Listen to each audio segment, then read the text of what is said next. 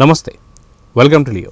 మనతో ఉన్నారు senior journalist Hemasundar గారు. సార్ నమస్తే. నమస్తే అండి. సార్, కార్తీక మాసంలో అన్ని శివమయమైనటువంటి పాటలు కావచ్చు, సినిమా టైటిల్ కావచ్చు, వాటికి సంబంధించిన అప్డేట్స్ కావచ్చు, ఇవన్నీ మనం చూస్తూ వస్తున్నాం. అయితే అనుకోకుండా రాజమౌళి గారి ప్రాజెక్టు కూడా ఇప్పుడు బయటికి రాబోతుంది అని చెప్పేసి అని అర్థమవుతుంది. అదిగాక దీనికి సంబంధించి గతంలో వారణాసి అని చెప్పే టైటిల్ మీద కొంత వివాదం అయితే వచ్చింది. అది మళ్ళీ వేరే వాళ్ళదని చెప్పి తెలుసు. ఇప్పుడు కొత్త పేరు అయితే ఒకటి అనౌన్స్మెంట్ కాబోతుంది, చిన్న లీక్లు అయితే వచ్చాయని చెప్పి అంటున్నారు. ఏంటి లీక్లు, ఏంటి అప్డేట్ అంటే ఏం చెప్తారు? అంటే లీక్లు అయితే ఏం రాలేదు. కుంభ అనే ఒక పాత్రని రివీల్ చేశారు రాజమౌళి గారు. పృథ్వీరాజ్ సుకుమారన్ ఆ పాత్ర పోషించారు. అది కుర్చీకే పరిమితమైన పాత్ర. మన ఊపిరిలో నాగార్జున గారి లాగా. ఆ తర్వాత ఆత్రేయ అనే పాత్ర 24 అనే సినిమాలో ఆత్రేయ పాత్ర సూర్య. అలాగే క్రిష్ 3లో వివేక్ ఒబెరాయ్ పోషించిన పాత్ర. అలా ఆక్టోపస్ అనే సినిమా ఒకటి ఉంది. ఇవన్నీ చూసుకుంటే ఇప్పుడు కిలో కమల్ హాసన్ గారు కూడా కలికిల కమల్ హాసన్ గారు కూడా ఒక రూపంలో ఉండే పాత్ర. కుర్చీకి పరిమితమైన పాత్రలు నేను చెప్పేవి. కుర్చీకి పరిమితమైన పాత్రల్లో ఇవి చేసి అసలైన పాత్ర ఒకటి ఉంది. ఆయన స్టీఫెన్ హాకింగ్ అనే సైంటిస్టు. ఆయనకి జబ్బు రావడం వల్ల, పార్కిన్సన్ రావడం వల్ల కుర్చీకి పరిమితం అయిపోయి ఉంటాడు ఆయన. మొత్తం ఇక్కడ ఆ గెటప్ చూసుకుంటే మనకి ఏంటంటే అది రోబోటిక్ చైర్ లాగా అనిపిస్తుంది. ఆ కాలు ఇలా కొద్దిగా వంకరగా ఇలా కాలు పెట్టి కూర్చున్నాడు ఆయన. అంటే అలాంటి పాత్రని, అంటే నటుడిగా ఆయనకి స్కోప్ లేదు. ఇక కుర్చీకి పరిమితం అయిపోతే స్కోప్ ఏముంది? మరి ఆయనలోంచి నటన ఎలా రాబట్టుకుంటారో రాజమౌళి గారికి తెలియాలి ఒకటి. లేదా మహేష్ బాబు కాలు కొడితే కుర్చీకి పరిమితం అయిపోయాడా ఆ పాత్ర అనేది ఒకటి. లేదా ఈయన దగ్గరికి ఎవరు అటాక్ చేయకుండా ఆ చేతులు కూడా కనిపిస్తుంది మనకి కుర్చీకి. మొత్తానికైతే ఆ పాత్ర పేరు కుంభ అని వాళ్ళు రివీల్ చేశారు. ఇదొకటి. రేపు మరి ప్రియాంక చోప్రా పాత్ర కూడా రివీల్ కాబోతుందంట. 15వ తారీఖు లోపు ఆ హీరోయిన్ పాత్ర పేరు, ఆవిడ ఏంటి, పోషించే పాత్ర ఏంటి, అది కూడా రివీల్ చేయబోతున్నారట. అదొకటి. తర్వాత మరి అసలైనది ఏంటంటే హీరో అసలు ఏ పాత్ర, ఆ పాత్ర పేరు ఏంటి. ఈయన కుంభ అయితే మరి ఆయన ఎవరు? ఇంట్రెస్టింగ్ అంశమే కదా. అంటే నాకు తెలిసిన ఏంటంటే ఆ పాత్ర పేరు రుద్ర అని అనిపిస్తుంది. నాకు వచ్చిన సోర్సెస్ ద్వారా తెలిస్తే రుద్ర అనే పాత్రని మహేష్ బాబు పోషిస్తున్నాడు అనేది. ఎందుకంటే మనకు ఆ మధ్యన ఒక అప్డేట్ ఇచ్చారు వాళ్ళు. డమరకం ఉంది, త్రిశూలం ఉంది మెడలో, ఒక మాలలో పెట్టుకున్నారు. కాబట్టి మరి ఇది కూడా కార్తీక మాసమే కాబట్టి రుద్రుడికి సంబంధించిన పేరు పెట్టాలి అని పెట్టి రుద్రాన్ని పెట్టారనేది ఒకటి.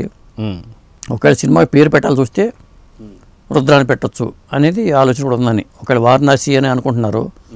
వారణాసి టైటిల్ వాళ్ళకి దక్కని పక్షంలో రుద్ర అనే పేరు సినిమాకి పెడదామనే ఉద్దేశంతో ఉన్నారనేది ఒక సమాచారం. అదే మనకు వచ్చిన అప్డేట్స్ అయితే ఇవి. అయితే అదిగాక గతంలో కూడా ఒకవేళ వారణాసి దక్కకపోతే వారణాసి ముందుకు కానీ లేదా వెనక కానీ ఇంకేదైనా పేరు కానీ లేదా ఏదైనా ఒకటి జతపరిచి చేయాలని కూడా ఆలోచన ఉందని చెప్పేసి కొంత లీక్లు అయితే వచ్చాయి. అయితే దీనిపైన చూస్తే రుద్ర @వారణాసి అని కూడా పెట్టే అవకాశాలు ఉన్నాయంటారు. ఏముంది, అది కూడా పెట్టచ్చు. లేదా వారణాసి రుద్ర అని పెట్టచ్చు, అది కూడా పెట్టచ్చు. వారణాసి రుద్ర, వారణాసి చెందిన రుద్ర అనే వ్యక్తి ఏం చేశాడు, ఎక్కడికి వెళ్ళాడు, గ్లోబ్ ట్రాటింగ్ అని చెప్తున్నారు. కాబట్టి మొత్తానికి అది ఒక పెద్ద ట్రీట్ లాగా వాళ్ళు ఇవ్వబోతున్నారు అభిమానుల కోసం. మహేష్ బాబు అభిమానులకు ఒక ట్రీట్ ఇవ్వబోతున్నారు రాజమౌళి గారు. అది 15వ తారీఖు రివీల్ కాబోతుంది. అంటే రుద్ర పాత్ర పేరుని, ఒకవేళ మహేష్ బాబు పాత్ర పేరుని 15వ తారీఖు కన్నా ముందే 15వ తారీఖు టైటిల్ అనౌన్స్మెంట్ రావచ్చు. ఈ మహేష్ బాబు పాత్ర పేరు, లేకపోతే హీరోయిన్ పాత్ర పేరు, ప్రియాంక చోప్రా పాత్ర పేరు, ఇవి కూడా ముందే రివీల్ చేస్తారనే వార్తలు వస్తున్నాయి. వీళ్ళు ముగ్గురు పేర్లు మాత్రమే. మిగతా అప్డేట్స్ అన్నీ కూడా 15వ తారీఖు ఇస్తారనేది తెలుస్తుంది. రాజమౌళి గారి సంప్రదాయం ఏంటంటే ప్రెస్ మీట్ పెట్టి చెప్పడం అలవాటు. మరి ఈసారి ఏంటంటే అట్లా చేయకుండా ఈసారి చాలా షూటింగ్ పూర్తి చేసి ప్రస్తుతం క్లైమాక్స్ షూటింగ్ జరుగుతుందట. ఆ షూటింగ్లో క్లైమాక్స్ జరుగుతుందంటే చాలా వరకు అయిపోయిందా డౌట్లు వస్తాయి. ఇంత ఫాస్ట్గా ఎలా పూర్తి చేశారు రాజమౌళి గారు? ఎందుకంటే అల్యూమినియం ఫ్యాక్టరీలో షూటింగ్ చేశారంటున్నారు, అక్కడ వారణాసి సెట్ చేశారంటున్నారు ఫిల్మ్ సిటీలో. మొత్తానికి చాలా వరకు కంప్లీట్ చేసినట్టుగా అనిపిస్తుంది. ఆ ప్రకారం చూసుకుంటే సినిమా రిలీజ్ కూడా 2027 సంక్రాంతికి రాబోతుందా, లేకపోతే ఇంకా ముందే వచ్చేస్తుందా అనే డౌట్స్ అయితే అంత క్రియేట్ అవుతున్నాయి. ఓవరాల్గా చూసుకుంటే మహేష్ బాబు ప్రాజెక్ట్ అనగానే చాలా పెద్ద ప్రాజెక్ట్ కింద మనం తీసుకోవచ్చు. సో ఇది కూడా బాహుబలి లాగా పార్ట్ 1 పార్ట్ 2 ఇలాగా పార్ట్స్ ఉండే అవకాశం ఉందంటారా, లేదా సింగిల్గా వచ్చే అవకాశం ఉందంటారా? అది కూడా వినిపిస్తుంది, 2 పార్ట్లుగా ఉండొచ్చు అనే మాట కూడా వినిపిస్తుంది. బహుశా అందువల్ల ఒక పార్ట్ రిలీజ్ చేసేసి అదాం ఆ మిగతా అది సంగతి తర్వాత చూసుకుందాం అనే ఉద్దేశంతో కూడా కావచ్చుగా. ఒకవేళ 2026లో మొదటి పార్ట్ రిలీజ్ చేసేసుకుంటే ఇది 2 పార్ట్గా చేయాల్సిందని ఫీల్ అయితే అందుకోసం హడావుడిగా ఆయన ప్రెస్ మీట్ పెట్టి ఇది 2 పార్ట్లుగా ఉంటుందా లేదా అని దాని మీద క్లారిటీ ఇచ్చే అవకాశం కూడా 15వ తారీఖు ఉంది. 15వ తారీఖు కల్లా మనకి సమాచారం అయితే వచ్చేస్తుంది.